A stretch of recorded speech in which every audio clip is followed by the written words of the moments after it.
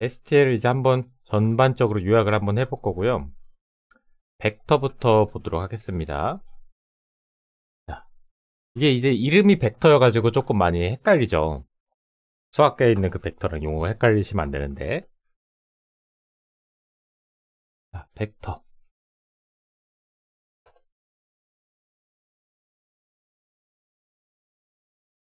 이렇게 정리를 좀 해볼 수가 있어요. 그래서 동적으로 조정이 되는 배열입니다. 예를 들어서 사용을 좀 해보자면,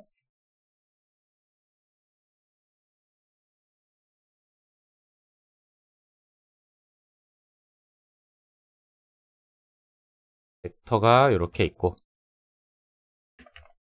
자, 일단 STL이라는 것 자체가 어떤 용어의 줄임말이죠? STL?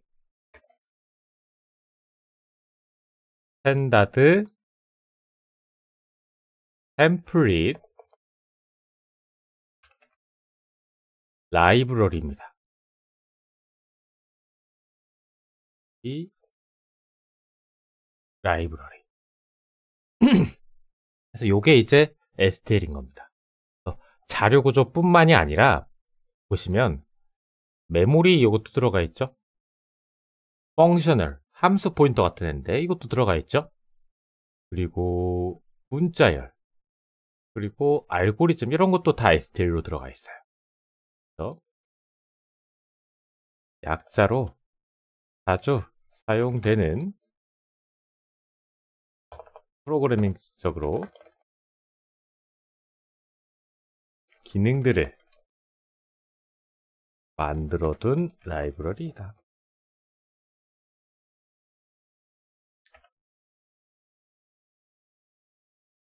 이렇게 대표적인 게 있죠. 우리 한 3개 정도만 볼 겁니다. 그래서 템플릿이기 때문에 만들 때 이 꺽쇠로 내가 사용하고자 하는 자료형을 넣어줘야 될 겁니다. 인트형 뭐 이렇게. 그래서 우리가 인트로 만들면 인트형 동적 배열이 될 거고요. 만약에 캐릭터로 만들면 캐릭터형 동적 배열이 될 겁니다. 그래서 바꿔줄 수 있죠. 내가 원하는 클래스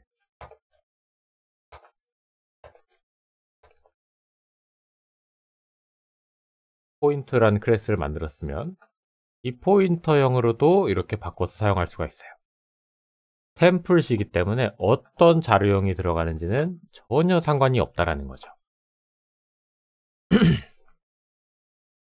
일단 인트로 해서 이렇게 하나 만들어 볼게요.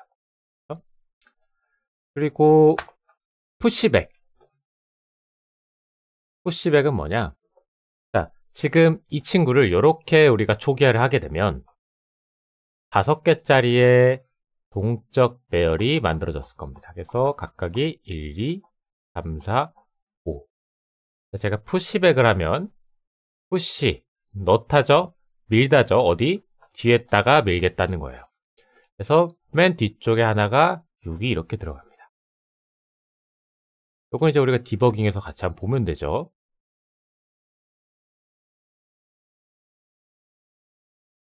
V라는 배열을 이렇게 딱 참조를 하면 5개짜리가 들어가 있죠?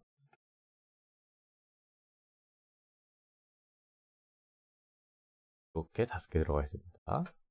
푸시백 6 뒤에 붙여주세요. 이렇게 들어가는 거죠. 자, 그렇게 해서 여기 이제 배열의 가장 기본적인 사용 방법이고, 이 배열의 벡터의 사이즈를 알고 싶다.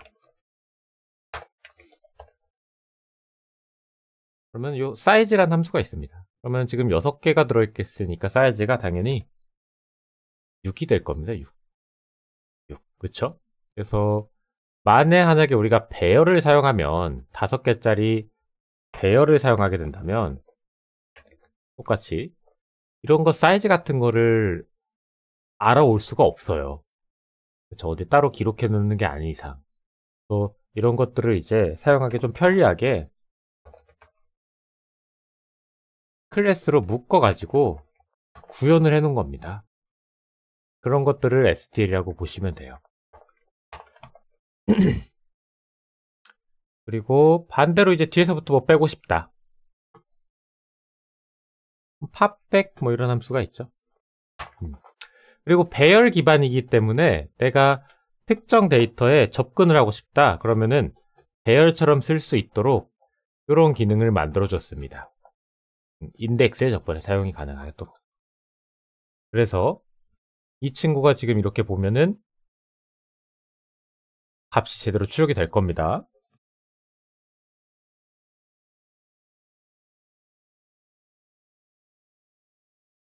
지금 뭔가 터졌죠? 코드를 보면 되죠. 지금 6개짜리인데 그쵸? 우리가 하나를 뺐죠. 그러니까 지금 하나를 뺐기 때문에 5개가 됐는데, 그러면 이 렌이라는 변수는 6이기 때문에 0, 1, 2, 3, 4, 5까지 가서 여기 뒤에 한 칸을 더 들어갔을 겁니다. 그래서 넘어가니까 방금 어떻게 됐어요? 프로그램이 자동으로 이렇게 오류를 딱 내가지고 너 여기 뭐 잘못됐어 이렇게 하고 강제로 종료시켜 줍니다. 근데 일반적으로 배열을 쓰면은 이게 강제로 종료가 안 될 수도 있어요. 내가 5개짜리를 만들었다고 해도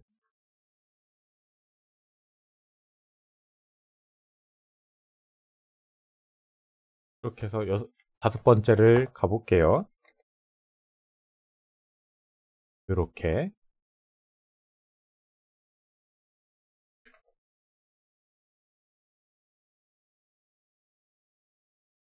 지금 이 친구는 이제 컴파일러가 잡아주는데 경고로 뜨죠. 옛날 컴파일러면 이거 그냥 실행됩니다. 종료가 안 될 수도 있습니다. 이게 지금 디버그여서 그렇고 릴리즈 가면은 또 다를 수도 있어요. 실행돼 버리죠. 넘어가 버립니다. 실행이 돼서. 그리고 우리가 배포라는 건 이제 릴리즈로 배포를 할 거기 때문에 실행이 돼 버려요.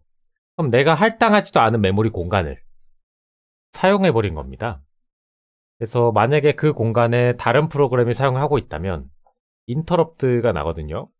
이쪽 메모리가 이렇게 있는데 여기서 요만큼은 카톡이 쓰고 있고요. 그리고 여기서 요만큼은 저기 우리 뭐 비주얼 스튜디오 쓰고 있어요. 근데 얘가 모르고 여기 넘어갔어. 그럼 이쪽에 있는 메모리를 우리가 강제로 바꿔버리게 되는 거거든요. 근데 굉장히 중요한 데이터일 수도 있잖아요. 그럼 보통 이렇게 인터럽트가 나면 윈도우가 한쪽 프로그램을 강제 종료시켜버립니다. 그래서 이런 문제들이 생길 수 있기 때문에 배열 그대로 쓰는 경우는 또 흔치 않다라는 거죠. 조건물 충분히 걸어주고 그렇게 해서 사용을 하겠지만 그거는 것들을 좀 편리하게 방지하기 위해 사용하는 것들이 우리 이런 STL이라고 생각하시면 됩니다. 그 중에 하나가 이제 벡터, 동적으로 할당이 되는 친구인 거예요. 폼은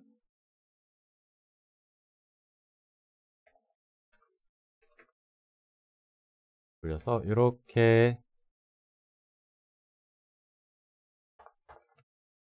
파일들을 볼 수가 있고요. 이렇게 반복문 돌려도 되죠.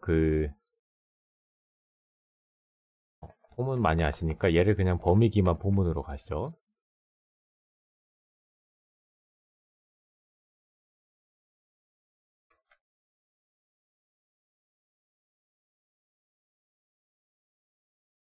이렇게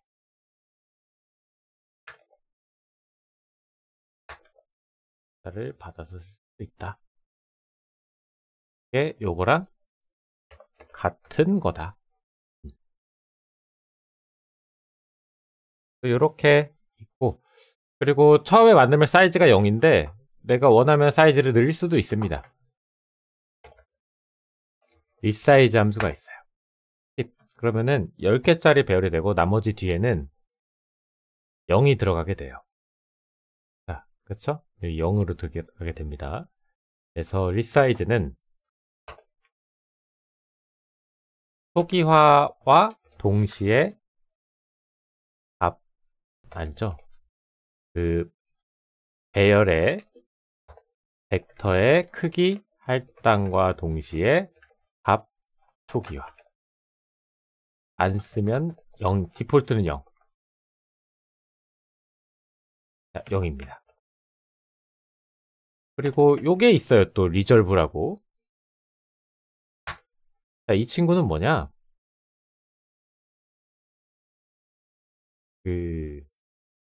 실제로 이 벡터 내부를 보시면요. 제가 리사이즈를 한다고 해서 딱 10개를 만들었죠. 그럼 메모리를 10개만 딱 맞춰서 할당하지 않습니다. 배열하고는 다르죠. 배열은 10 쓰면 그냥 10 되잖아요. 어떻게 하냐, 이 친구가 한 15개 정도를 만들어요, 메모리 안에는.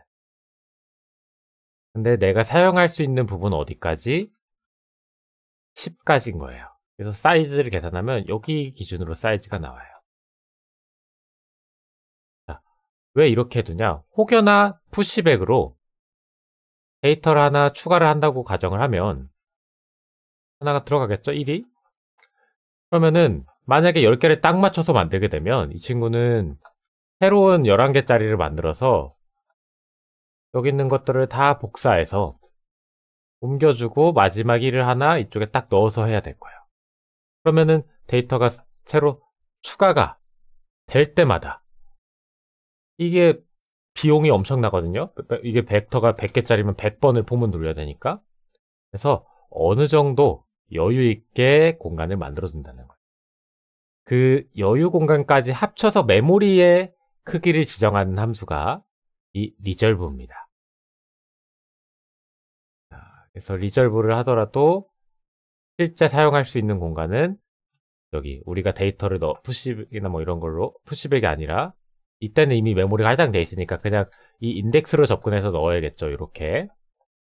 그래서 사용할 수 있는 부분은 사이즈까지다. 정해진 사이즈까지. 이렇게가 되고,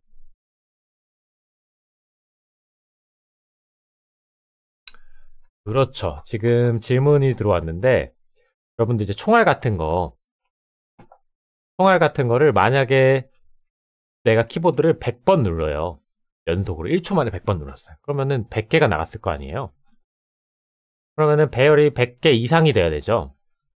그래서 벡터를 쓰시면은 혹여나 100개 이상이 넘어가더라도 알아서 이 친구가 푸시백을 해서 실행을 시켜줬으면 알아서 늘려주죠. 벡터를. 크기를 동적으로. 근데 만약에 배열로 구현하셨으면은 내가 거기에다가 새로운 크기 int new arr 뭐 200 이렇게 늘리고 앞쪽에 이렇게 복사해주는 뭐 그런 코드를 넣어줬을 거야 됩니다. 그래서 넣어줬을 때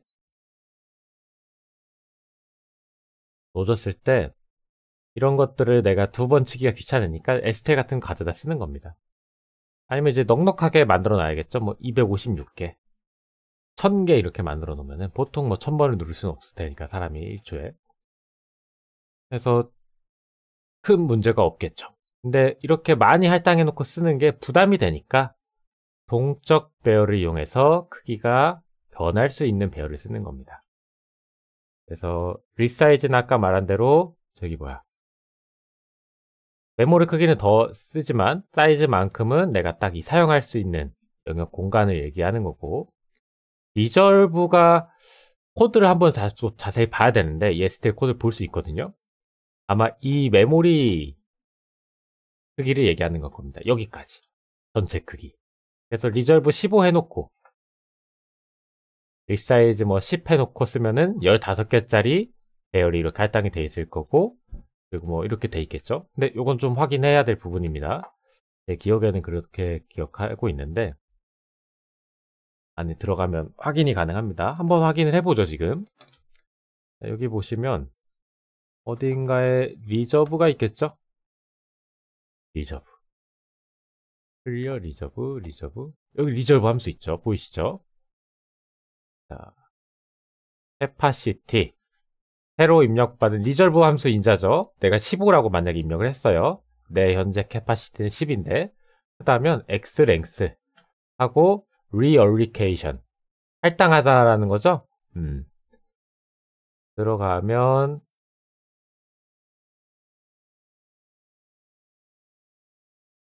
이렇게 돼 있네요. 리졸브가 그 크기를 할당하는 것 같습니다. 맞는 것 같아요. 자, 그래서 이렇게 안에 볼 수가 있고, 그럼 리사이즈는 어떻게 되냐? 리사이즈 안에서 리졸브를 한번 호출할 겁니다, 아마. 그쵸? 리사이즈.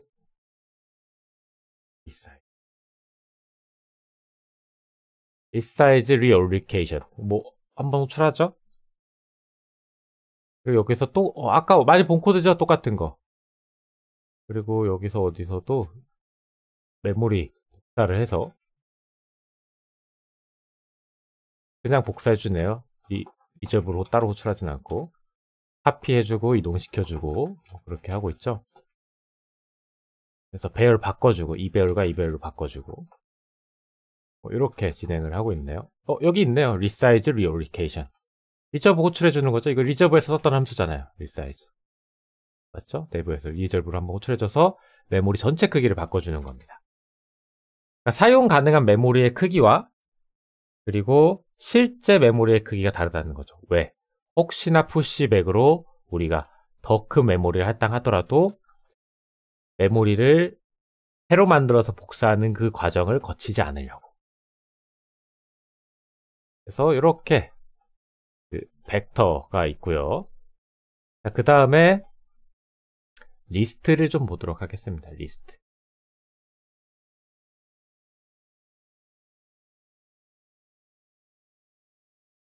코드도 이렇게 좀 예시로 넣어둘게요.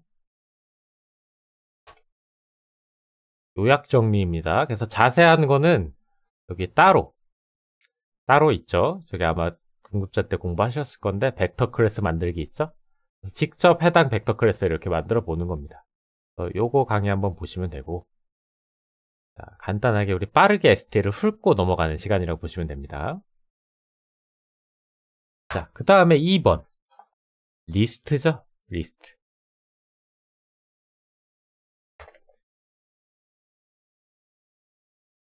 어쨌든 동적 배열도 리졸브된 크기 이상을 넘어가면 메모리가 새로 할당이 되는 건 매 마찬가지죠. 배열을 쓰면 결국 이 배열에 할당된 크기를 넘어가 버리면 더 큰 배열을 만들고 기존 거를 복사해 줘야 됩니다. 사실 배열이라는 건요, 어느 정도 크기가 정해져 있다고 보시면, 이게 동적 배열일지어도 리졸브를 한번 호출하고 이런 것들이 굉장히 비용이 비싼 친구이기 때문에 크기를 어느 정도 여유 있게 접어놓고 만들어야 됩니다. 그래서 뭐 예를 들어서 우리 게임은 오브젝트가 1000개 이하야. 그러면은 1000개짜리 배열을 만들어 놓고 벡터도 1000개짜리 사이즈 측정해 놓고 사용을 한다라는 거죠. 좀 메모리 많이 써도 괜찮으니까. 근데 막 계속 뭐가 들어갔다 나오고 늘어나고 줄어들고 이런 게 반복을 해요. 그럴 때는 이제 우리가 요 링크드 리스트라고 흔히 얘기하죠. 이 리스트 자료 구조를 갖다가 쓰는 겁니다. 이 친구 같은 경우는 데이터를 이렇게 포인터, 노드 형식으로 관리를 해서 내가 만약에 여기다가 하나를 더 추가하더라도 메모리를 더 할당할 게 아니라 하나만 딱 한 다음에 서로 주소로 연결만 시켜두는 거죠. 그리고 중간에 있는 거 삭제를 한다고 하더라도 그냥 얘를 지우고 여기 연결만 이렇게 바꿔주면 이렇게 연결이 또 되죠. 그래서 삽입 삭제가 자주 사용되거나 그런 동작들이 효율적으로 동작하고 싶으면 링크드 리스트를 쓰시면 됩니다. 링크드 리스트. 사용 방법은 간단하죠.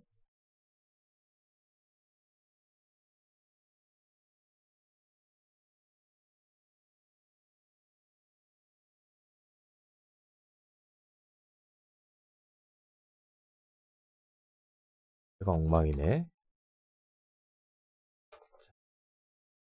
리스트 std 리스트 이렇게 만들고 마찬가지로 뒤에 넣어주고 싶다. 푸시백. 근데 리스트는 이렇게 리스트가 있을 때 뒤에도 넣을 수 있지만 앞에도 넣을 수가 있습니다. 왜 앞에 넣는다고 해서 이 뒤에 데이터 뭐 밀리거나 그러지 않죠. 그러니까 앞에 그냥 추가해서 연결시켜주면 되고, 만약에 배열 데이터를 맨 앞에 넣고 싶다, 이렇게 데이터가 있는데, 그러면은 이 앞에 넣고 싶잖아요. 새로운 걸 만들어서 새로 이렇게 붙여주던가, 아니면 앞에 내가 원하는 데이터를 하나 넣고 기존 데이터를 하나씩 다 포문 들여서 뒤로 밀려줘야겠죠. 비싸요, 비용이. 그래서 애초에 얘는 푸시 프론트가 없는 겁니다. 그래서 리스트는 전혀 그런 비용이 부담이 없기 때문에 뒤에 붙이든 앞에 붙이든 푸시 프론트도 있는 겁니다.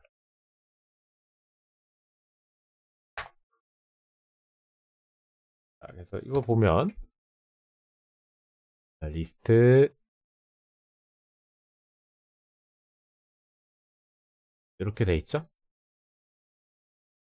하나 넣으면은 1 들어가고 0번에 1이죠. 근데 내가 푸시 프론트로 했으니까 0번이 2가 됐고 1번이 1이 될 겁니다. 그쵸? 이렇게 넣을 수 있죠.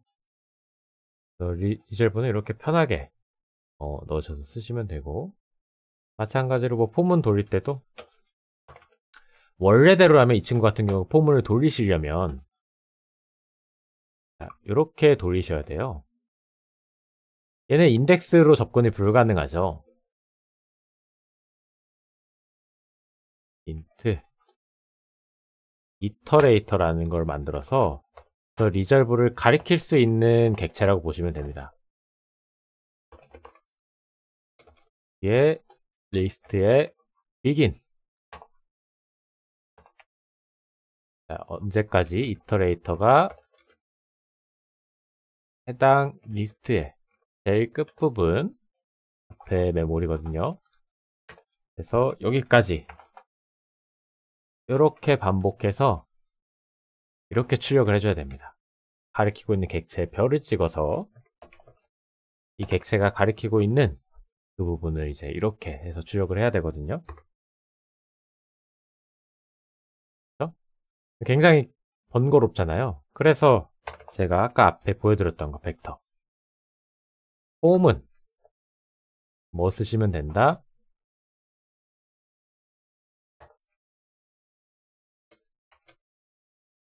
요거 범위 기반 폼은 사용하세요. 코드가 굉장히 간단해집니다. 그래서 이 작업이 이 작업과 같은 작업이다. 똑같이 나오죠? 이렇게 반복문을 좀 돌릴 수 있겠죠. 이 정도면은 충분합니다. 리스트는 사실 잘 쓰이지 경우가 많지 않고요. 이렇게 이제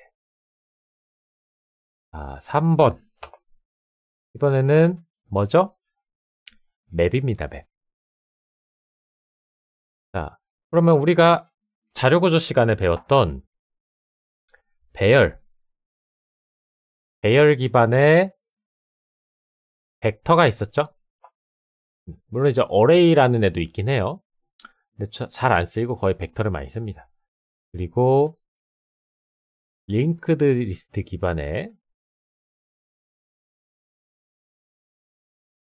리스트가 있었습니다. 그 다음에 대표적으로 많이 쓰는 자료구조 두 가지가 더 있죠.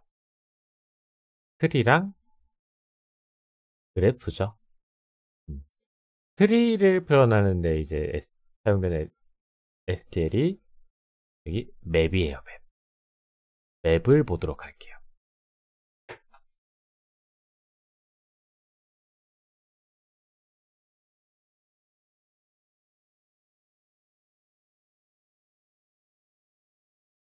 그래서 맵은 우리 트리는 데이터를 찾을 때 보통 이런 식으로 만약에 구성이 되어 있다.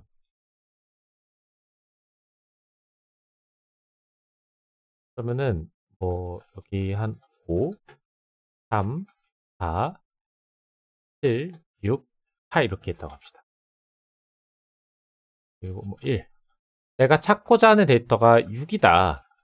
그러면 기준 이 루트부터 시작을 하죠. 내가 찾고자 하는 6은 이 5보다 커요, 작아요? 크니까 오른쪽. 그리고 7은 6보다 커요, 작아요? 작으니까 왼쪽에서 이렇게 데이터를 찾는 거거든요. 그래서 데이터를 찾기 위한 이런 값들이 필요해요. 값. 여기 이 사용되는 값들. 우리가 단순하게 숫자만 이용하면은 사실 이 값을 그대로 사용을 하면 되는데, 숫자를 보통 이 트리에 들어가는 이 데이터들은 숫자만 들어가는 게 아니라 굉장히 복잡한 데이터들이 들어가 있을 거라는 겁니다. 근데 그 복잡한 데이터를 가지고 값을 찾기에는 뭔가 로직적으로도 우리가 새로 작성해줘야 될 것도 많고 문제가 많이 생겨요. 그래서 트리는 값을 찾기 위한 이 데이터 앞의 데이터, 첫 번째 데이터와 그리고 실제 이 안에 들어가서 참조할 수 있는 내가 실제 사용될 데이터, 두 번째 데이터 두 개를 가지게 됩니다. 그래서 이 친구는 만들 때 두 개를 만드셔야 돼요. 우리가 뭐 인트로 값을 찾는다. 인트, 그리고 그 안에는 문자열이 있다. 이렇게 된다는 거죠. 그래서 넣을 때도 그럼 당연히 값이 두 개가 들어가야 되거든요. 자, 그래서 이렇게 넣으셔도 되고, 아니면 이거 중괄호 되나?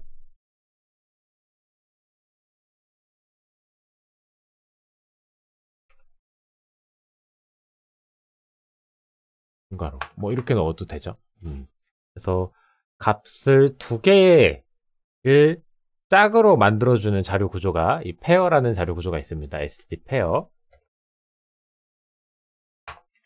이렇게 되는 거죠. 이 친구를 두 개짜리이기 때문에 이렇게 사실 넣어줘야 되거든요. 근데 이거 귀찮잖아요. 그래서 얘네가 std make 페어라는 걸 만들어줬어요. 지금 이 두 작업을 같이 이렇게 사용하고 있다 보시면 돼요. 똑같은 코드다. 그렇죠? 그리고 이렇게 중괄호로 넣으셔도 되고. 자, 그러면 얘를 한번 보겠습니다. 자, 이렇게 들어가 있죠. 그래서 이 앞에 있는 게 키라고 해서 트리에서 아까 그 데이터 검색용, 그리고 오른쪽에 있는 게 실제 우리가 사용할 값인 거죠. 몇 개 더 넣어봅시다. 그리고 문제가 있는데 키가 중복이 되면 안 됩니다. 자, 2가 들어가 있죠. 키가 중복이 되면 데이터를 사실 찾을 수가 없어요. 그 둘 중에 어떤 걸 가져야 되는지 얘가 판단하기 어려우니까. 그래서 제가 이걸 넣어도 안 들어갑니다. 추가가 안 되죠. 키는 중복이 불가능하다. 일단 또 써둘게요. 키는 중복이 불가능하다. 여기 값들이 이렇게 바뀌어야 될 거예요. 중복이 안 되게끔.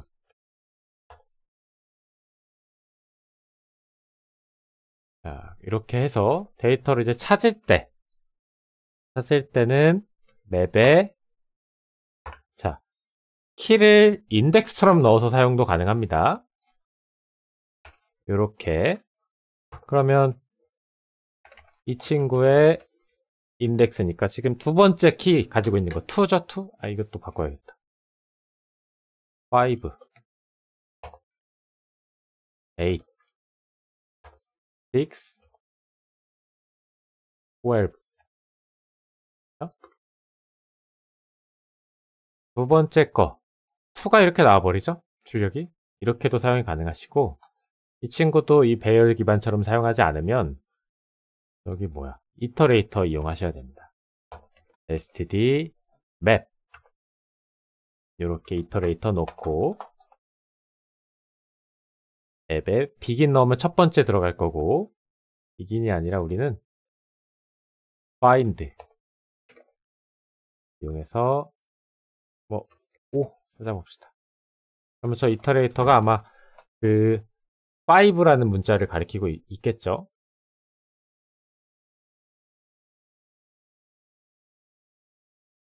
아무것도 안 쓰니까 이 친구 지금 이 최적화로 지워버렸어요. 저 코드. cout 이터레이터의 second.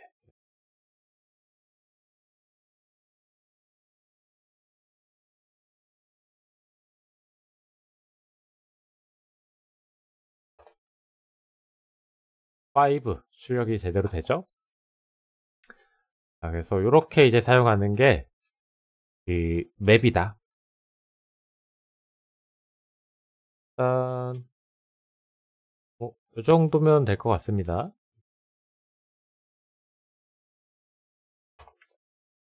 반복문을 돌 수도 있죠. 돌릴 수 있습니다. 똑같이. 제 기억에는 그냥 이거 이터레이터 뿔뿔하면 되는 걸로 알고 있는데 실행이 되죠. 그럼 5 다음이니까 뭐 8 뭐 이렇게 나오려나? 정렬이 될 수 있기 때문에 순서가 좀 바뀔 수 있어요. 6 나오죠? 6. 키 기준으로 정렬을 했을 겁니다, 아마. 자, 또 뭐 있긴 한데 반복문을 돌릴 거면 맵을 쓰는 것보다 뭐가 나아요? 그냥 배열을 쓰시는 게 낫습니다. 벡터. 이 친구는 내가 수많은 데이터를 이렇게 넣어놓고 그 중에서 데이터를 빠르게 찾기 위해 사용하는 애인 거예요. 값들이 이렇게 있을 때 내가 이거를 데이터를 전부 다 이렇게 하나씩 체크해서 순회를 해야 된다. 그럼 벡터. 근데 내가 수많은 데이터 중에 빠르게 이 중에 내가 원하는 걸 찾아와야 된다. 그러면은 이 친구는 내가 찾고자 하는 게 제일 뒤에 있으면 배열의 크기만큼 돌기 때문에 알고리즘 시간 복잡도가 n이 될 거고, 이 친구는 왼쪽 오른쪽 이렇게가 두 번 만에 다 찾기 때문에 로그 n이 됩니다. 그래서 제일 빨라요, 탐색에 있어서는. 그래서 데이터를 빠르게 찾고 검색하고 넣어놓고 했을 때 그 용도로 사용하는 것이 트리, 맵이라는 거예요. 그래서 정확히는 이제 이 알고리즘을 어떻게 처리를 할 건지에 대한 이제 정보가 굉장히 많아요. 예를 들어서 내가 데이터를 넣었는데 계속 1, 2, 3, 4, 5 순차적으로 큰 데이터가 들어가서 리스트처럼 바뀌었어요. 그럼 이거는 시간 복잡도가 n이 나와버릴 거란 말이에요. 그럼 맵을 쓰는 이유가 없죠, 트리를. 이렇게 됐을 경우에 이 친구를 여기를 이렇게 잘라서 이렇게 옮겨주고, 그래서 균형을 맞춰주는 뭐 이진 균형 트리가 있고, 이 균형을 맞추는 데 있어서 이것만 갖고는 또 균형이 제대로 안 맞으니까 이쪽에다가 노드에다가 색깔을 이렇게 또 넣어가지고 추가해서 만드는 게 여기서 좀 변형된 거죠. 뭐 이제 아르비트리라고 해서 우리가 이제 레드 블랙 트리라고 얘기를 하죠. 그런 것들이 있고. 그래서 지금 당장 뭐 이 알고리즘을 알고 있을 필요는 없습니다. 일단은 이거를 많이 써보고 내 이해도가 생긴 후에 그때 가서 이걸 한번 보시면은 쉽게 이해가 되실 거예요. 그래서 이렇게 트리를 설명을 해봤습니다. 맵. 그리고 10분 쉬었다가 또 마저 진행을 해보도록 하겠습니다.